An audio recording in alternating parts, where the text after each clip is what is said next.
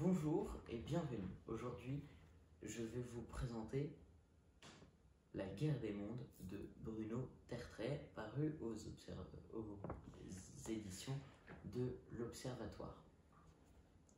C'est un ouvrage de géopolitique qui, en fait, analyse la géopolitique actuelle et surtout l'Occident contre ce qu'il appelle, lui, la famille eurasiatique autoritaire, pour désigner la Corée du Nord, la Chine, la Russie principalement, qui sont les adversaires de l'Occident.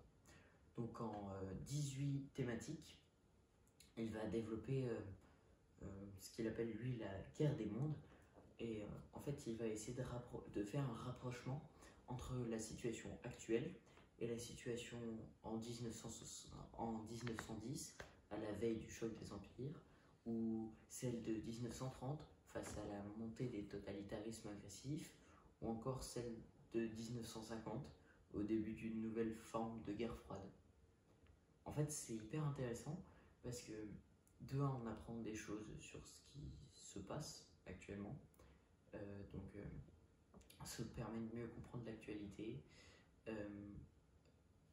En plus, vu qu'il est relativement récent, le livre, on peut comprendre, enfin, il parle de l'opération russe en Ukraine. C'est pour ça qu'on peut le considérer comme complet. Même si pour l'instant il ne parle pas d'Israël et de Gaza, parce qu'il est paru en 2022, avant les événements.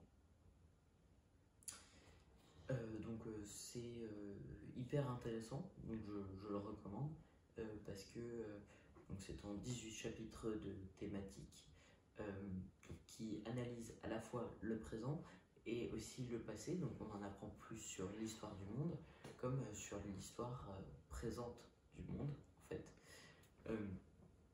Donc voilà, c'est très complet.